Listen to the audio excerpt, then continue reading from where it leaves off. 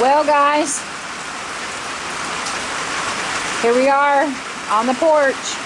There's my rocking chair. But as you can see and as you can hear, it's pouring down rain. And I just don't think you guys will be able to hear me. So we're going to go back inside for a porch time. Hey everybody, it's Josie. Welcome back to Cedar Creek Homestead. Well, here we are in the house.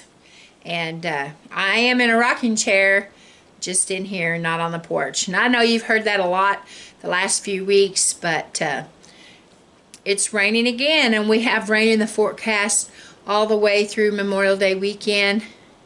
I think Thursday night we're supposed to perhaps get some pretty boogery storms, but I would have loved to sit on the porch today and talk with y'all because I love being out there on my porch. I love being out on the porch when it's raining, especially if it's not thundering and lightning. I'm not scared to sit out there then. But every time I started the video today, the rain got louder and louder, and I just wasn't sure that y'all would be able to hear our conversation if I stayed out there. So anyway, here we are in the house, and I've got all the lamps turned on because it's kind of dark with the rain, and you can probably see maybe a little bit of a pink glare on my glasses because behind you is my grow lights, and I've still got some things that are growing, some things that I thought maybe I was short on, and so I planted some more things, and they're under those grow lights. And my kids and my family members have been teasing me about the grow lights and what other people thought as they drove by and saw those shining out of my window, and they were teasing me that maybe I was taking up an alternate way of making money, you know, growing something medicinal.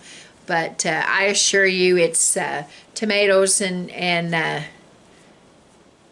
flowers and herbs and things like that. So anyway, I hope everyone had a great weekend. I had a wonderful weekend, a little bit bittersweet. I got to go see family members in Arkansas, just a spur-of-the-moment trip, just an overnight thing. Some of my family, aunts and uncles and cousins were, and of course one of my brothers and his family and my parents were getting together and just having a cookout. And so my sister-in-law called me and she convinced me to go, and my in-laws were nice enough to go down with me, and they stayed in a hotel room. And so I didn't have to travel by myself up there. And I got to spend some time and see all of them. I haven't seen them since 2019. We usually went in once or twice a year, Howie would say, whether we wanted to or not. Just a joke, family members that's watching.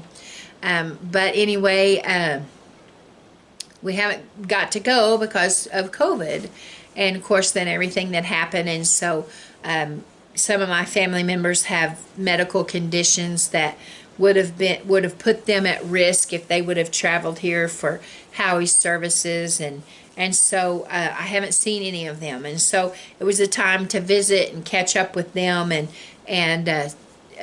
celebrate being together. But it was also a time for them to spend a little bit of time with me grieving over Howie and expressing their condolences and, you know, the things that people do when they get together after something like this. And so it was bittersweet, but I enjoyed. I went and stayed the night with my brother and his wife and children, and my parents are right there too in the same little town of Pea Ridge, and they were over most of the time, and we just enjoyed we enjoyed our visit. So yesterday I got back on the farm, and we had a busy day. I had a busy day. Of course, the kids are off the farm during the day working, and Papa Tex and Terry, they were busy doing things, and all of us ran into snakes yesterday. Tex and Terry were working there on their front porch, and there was a snake curled up under I think she said a cream can she had, and she moved that cream can, and that snake was curled up under there, and Grandpa took care of it, and then the cows got out. All this rain keeps washing the water gaps out, and so that's just part of farming. You got to have that, you know, you got to do maintenance on that stuff, and you'll get it fixed and you'll turn around and have to fix it again. And you got cows that are smart, and they'll, if they can find a place to get out and go to grass that they think's greener, they're going to do it. And so we've got a few that's stubborn and they think the grass is greener on the other side, so they keep challenging things. And so we work to get those back in. Howie's sister Nada was here, and they saw a snake in the creek, which, you know, seeing a snake in the creek, that's not such a big deal. But they had already killed the snake on the porch. Well, then I bragged.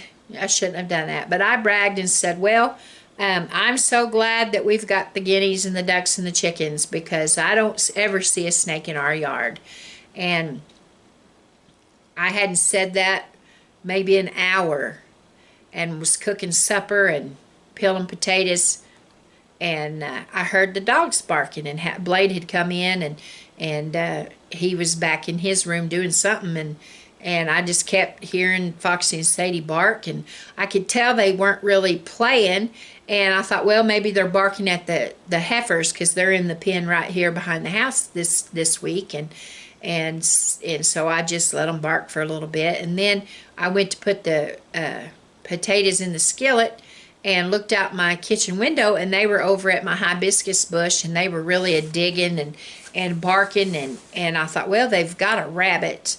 We've had a couple of little rabbits running through here, and Foxy and Sadie will get after stuff like that if they see it. I thought, well, maybe that's what they've got. But I stood there and watched them a little while, and they would bark and really go to digging, and then Foxy, I could see him jumping back. And I thought, well, it's not a rabbit, because he wouldn't jump back from a rabbit. I thought, well, it could be a gopher. We have Gopher City out here. You know, they've got prairie dog towns. Well, I think I could have Gopher Town, because I have got the gophers out here. And so I thought, well, maybe they've got a gopher up in there. I couldn't see anything from my perspective, but they had something. I could tell Foxy was upset. And then, you know, he kept jumping back. And so it crossed my mind that he must have a snake. So I hollered in there to Blade, and Blade took his gun and went out there, and he walked around the hibiscus bush. And Mama, I don't know how many times I said, now, Blade, be careful, Blade, be careful. And he said, Mom, I know. But he was bit by a copperhead when he was a little boy, so that scares me, you know. And he's 22 years old and has a baby of his own on the way, but I still see my little boy when he's out there, and I see the danger. So I was making sure. I was saying, now, Blade, be careful. So he got out there, and he walked all around, and he didn't see anything. He come back in. He said, oh, Mom, they're playing. So I went back to cooking, and it wasn't 5 minutes, and those dogs was barking again, and same spot, acting the same way. And they were not playing, I could tell, because Sadie was on, you know, on one side, and Foxy was on the other. And they were both digging, and they were both jumping back, especially Foxy.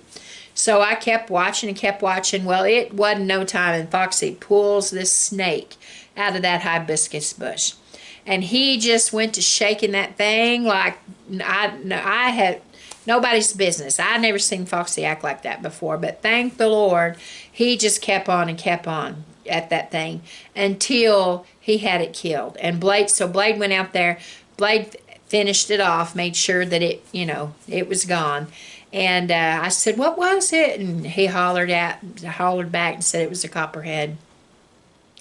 I had just been walking in that flower bed earlier in the day, and trying to make a video to have on here for a garden tour for this week.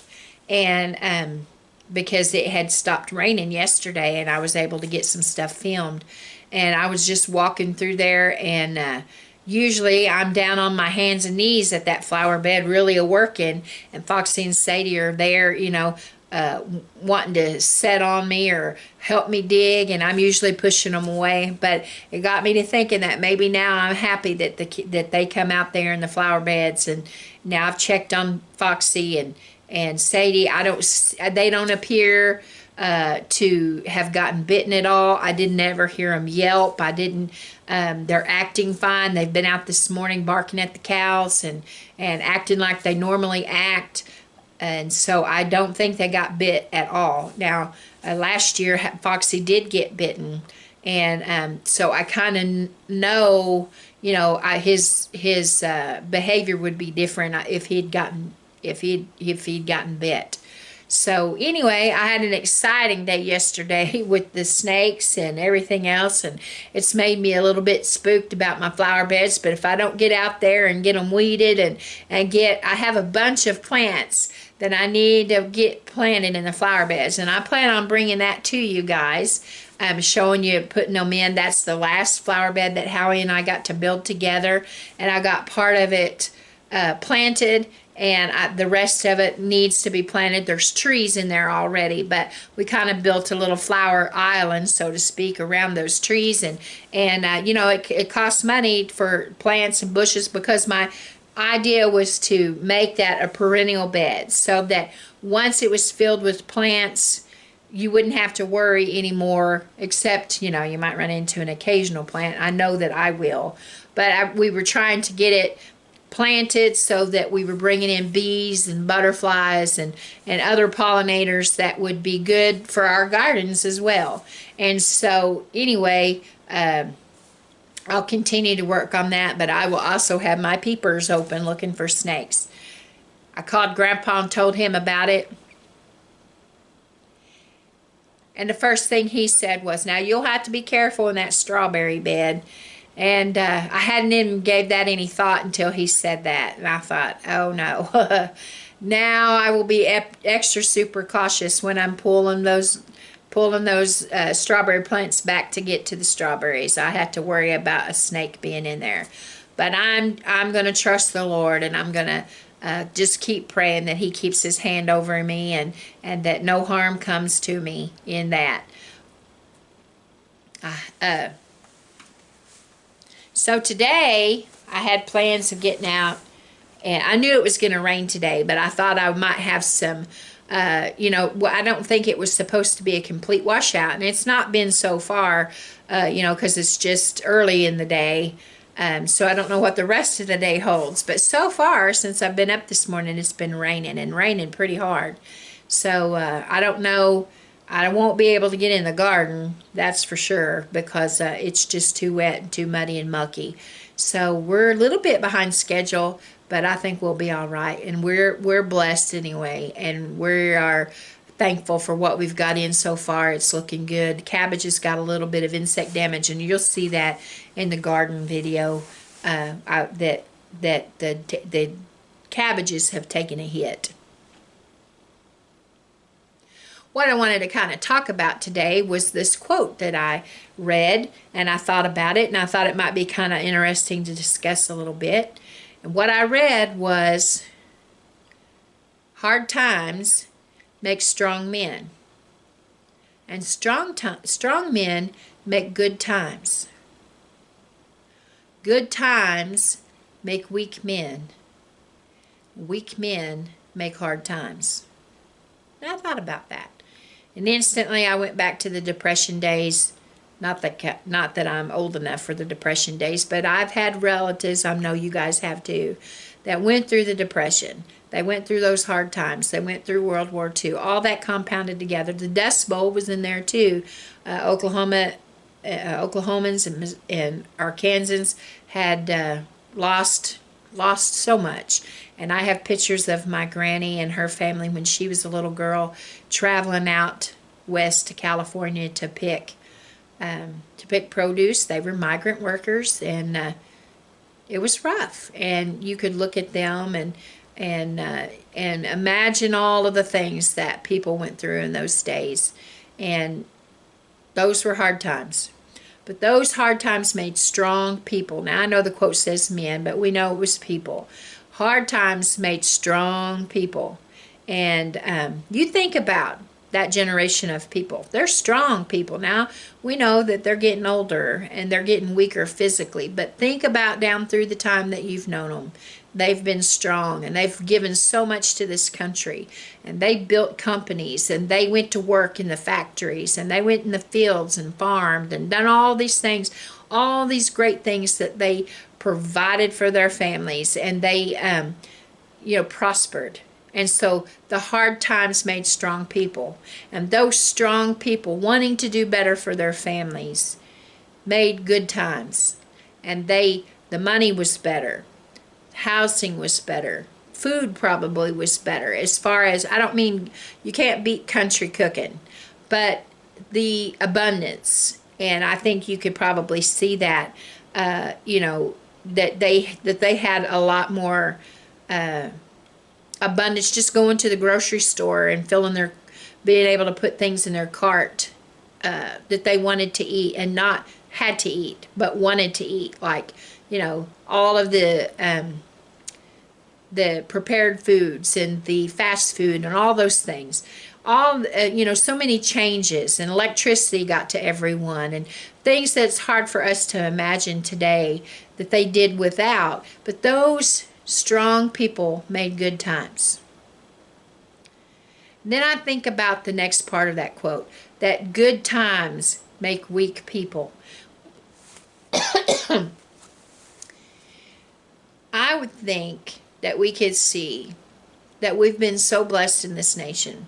We are blessed people. But because we've been so blessed, a lot of people have been spoiled.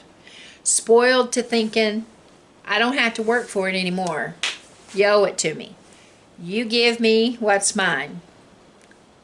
And I want it now. Young people, not all young people, this is not meaning to offend anybody, but a lot of young people, and I was there at one time too. I'm far on the other side now. But we wanted things that our parents and our grandparents oftentimes had worked a lifetime for. New homes, new cars, all these things. Pardon me. All of these things that they worked a lifetime for. We expect it, right off the bat. And a lot of times we'll throw a little pity party or a little fit if we can't get it. Now, I remember when Howie and I were going to get married, I thought that I had to have, y'all will laugh, because we got married in 93. So I wanted a new refrigerator, and I wanted a side-by-side refrigerator, and I wanted, all these different things. And we couldn't afford one. We could not afford a side-by-side. They were just out of our price range, let alone one that had ice and water in the door. Heaven forbid you fill ice trays up and turn the faucet on and get your water. I wanted the top of the line, and we just couldn't do it. And we wasted some of our time fighting and squabbling over that thing, knowing full well, I knew full well, that we couldn't afford it. And Howie for sure knew that we just couldn't afford it. So we got a top mount. And, sometimes, and I have a top mount now as my backup refrigerator, and I love it. And I think, boy, there was a time, if they said you want a top mount or a side mount, I would have went with the side mount. But now, we're spoiled. We have to have what those that went before us and worked for had. We think we deserve it now. And the good times have made us weak. We got caught up in this. Everybody deserves a trophy. Everybody deserves recognition. Everybody gets a participation ribbon. And it's nice. It's a good thing to say, oh, that's good, you tried. But I wonder if we're cheating our young people by not letting them experience loss, letting them experience you didn't win. You didn't win first place. You didn't win second place. You didn't win third place. There's not a trophy for you. I don't think, of course everybody wants a trophy. When you're a little kid, you want that trophy. But you need to learn. There's a Andy Griffith show where Opie wants a medal, a little pinned on medal for winning a race. And of course he doesn't win, and he throws a fit, and he's all upset, and his daddy tells him, Andy tells him, it's learning to be a good loser.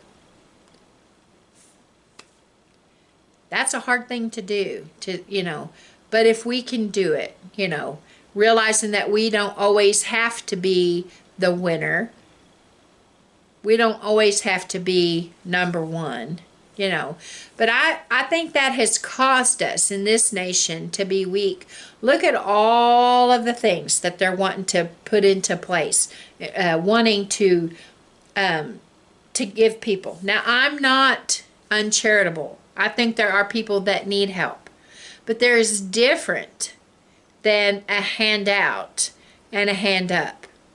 And I have no problem helping those that want a hand up. You know, I remember those pipeline workers, and they were interviewing them. And this young man, he said, we don't want to go on welfare. We don't want assistance. We want to work. We want to earn what we're getting. And I think we're getting away from that in this country, and it's going to be a ruination of us.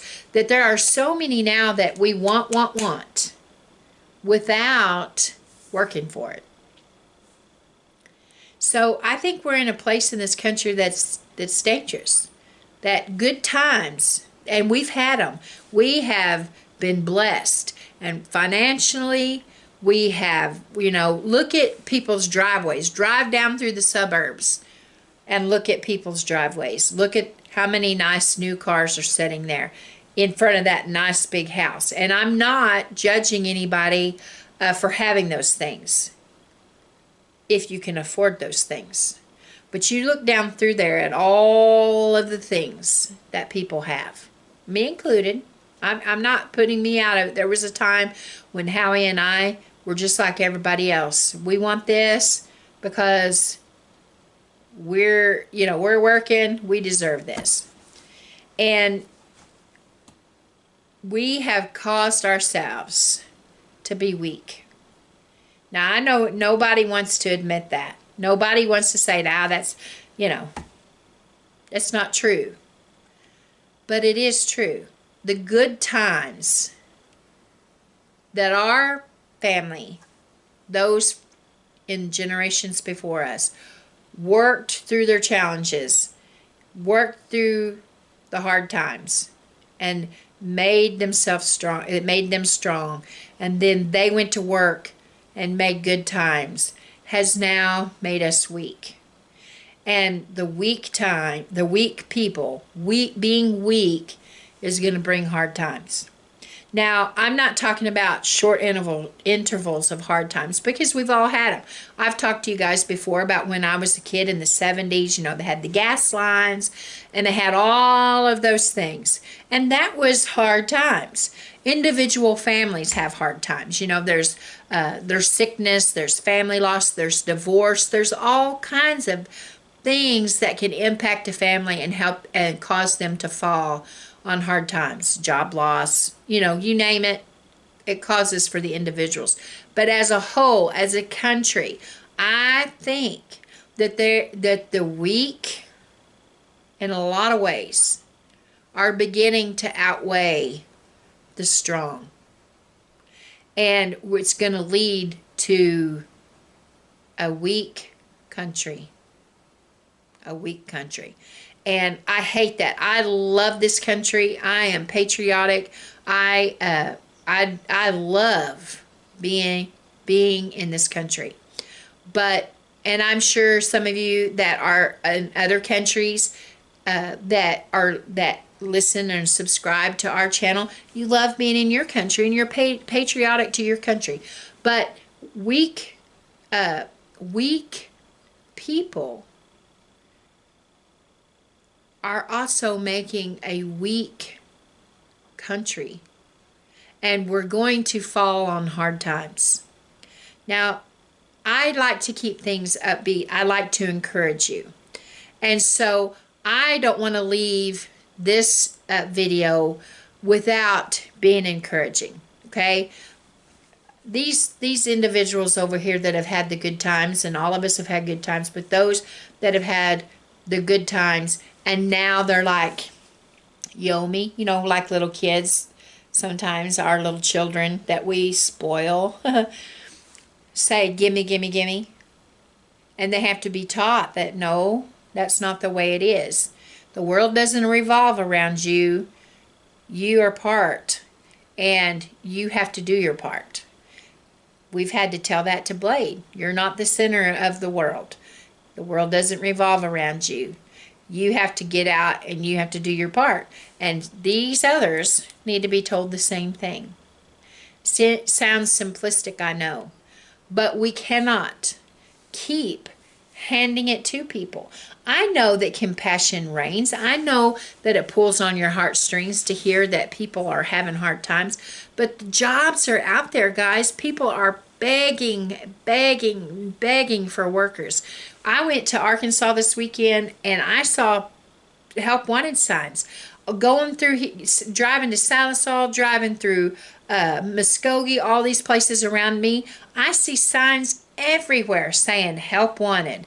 You know, people giving money, sign on bonuses for people to go to work. They're begging for people to go to work, but there are people that are absolutely refusing to go to work because they're in that give it to me right now stage.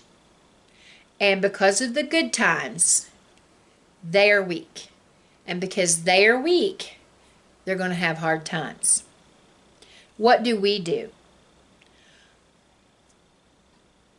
These people, I don't know if you can change their minds, because it is ingrained that they are worthy and they have it coming to them and they deserve it.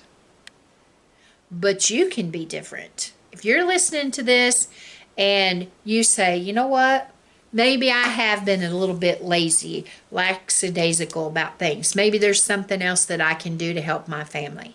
Maybe I can prepare. Maybe I can do some things that all of these channels are warning about. And these channels aren't trying to scare you. They're trying to shake you just a little bit so that you'll say, you know what, I need to get to work. Because the hard times aren't coming. The hard times are here. And it's not just hard times for these people, the weak people. It's the hard times for everybody. The strong as well. Now the strong people are making preparations. They're making sure that they have for their families. And that's what you need to do. It's not a hard thing. It's not hard at all. Now, I know you'll see channels that they've got gear and they've got tons of it. And they've got all kinds of things. And perhaps you can't afford those things. I can't afford a lot of that stuff. But there are things that I can do. And there are things that you can do. If you're in an area that they won't let you, like in a suburb, or you belong to an HOA or one of those, and they won't let you do a garden, like, you know, set off and, you know, a square garden and put in all that, well, then be creative in what you do. If they let you have flower gardens, put a tomato plant in that flower garden. Put you in some carrots.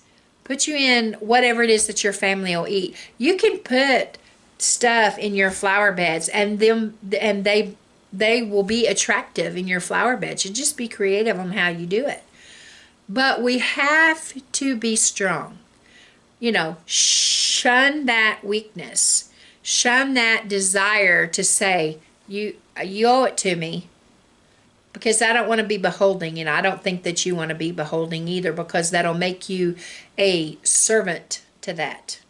The people don't realize it. But the more they give you, the more they expect for you to do in return to them. And you want to be free of that. You know, you need to make sure that you've got water. Make sure that you're putting back for your family. It's not hard to do. Start now. Don't put it off another week. You go to the grocery store this week, you buy extra. You know, you may just be able to buy one of each thing extra, or just a couple of things extra, but you've gotten started, and that's what you're working towards. Think about what would you do if situations. I like to do that. What would I do if all of a sudden I couldn't have this anymore? What would I do if no longer I could go and purchase this? how would I survive?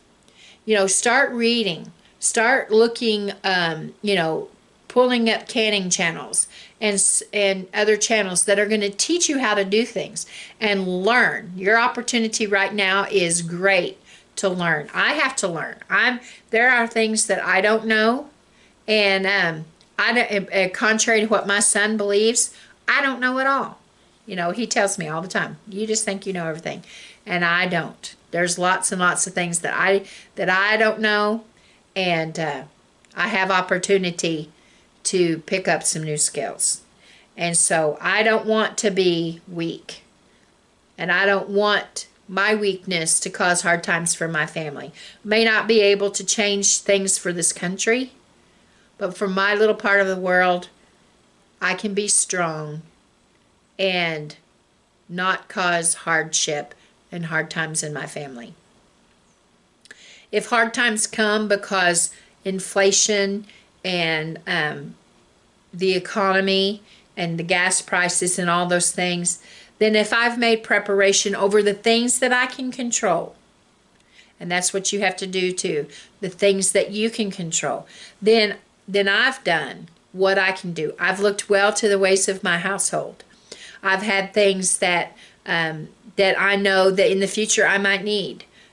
You know, Blade and Cheyenne are going to have a baby, and Cheyenne and I have discussed, you know, her diapers, and you know, diapers are expensive, and we've been discussing the options between disposable diapers and cloth diapers. And we've discussed how cloth diapers are not like what they were when I was a baby, and how things have changed. And so you just always have to be learning and always searching for options and ways to change things. And remember to do your best. Make preparation physically, but make preparation spiritually too. The Bible says that when we're weak, He's strong. And so in weakness, not this weakness, not this gimme attitude that people have, that you can't function because if they don't give it to you, you don't know what to do. I'm not talking about that. I'm talking about in the weakness, when the hard times come and we don't know what we're going to do. In those times, when we are beyond, you know, you can't take another step because you're so wore down. If you know Him, if you know the Lord, then in our weakness, He's strong. And that's a promise from Him that we can rely on.